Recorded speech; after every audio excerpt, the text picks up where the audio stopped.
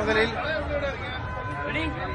சென்னை மாநகரத்தில் பெரம்பலூர் பகுதியில் செயல் வீர கூட்டம் இன்றைக்கு சீரோடும் சிறப்போடும் நடைபெற்றது. நம்முடைய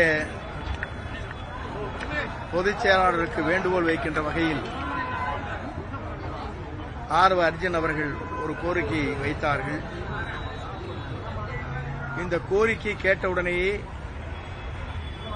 இருக்கின்ற செயல் வீரர்கள் அத்தனை பேரும் வானத்தை பிளக்கின்ற அளவிற்கு கோஷங்களை எழுப்பிய காட்சி இங்கே கண்டோம்.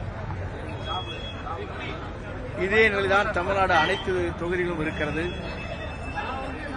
அனைத்து தொகுதியிலும் நம்முடைய வெற்றிக் கழகத்துடைய தளபதி தான் போட்டியிட வேண்டும். 234 அவர்தான்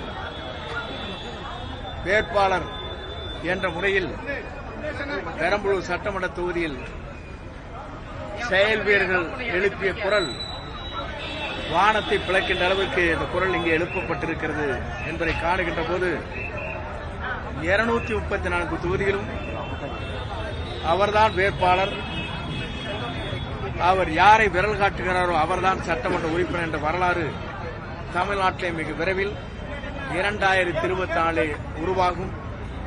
அதை எந்த சக்தியாலும் தடுக்க முடியாத நிலையை மக்கள் சக்தி உருவாக்கி காட்டும். தேர்தல் வருகிற போதே நமக்கு தெரியும்.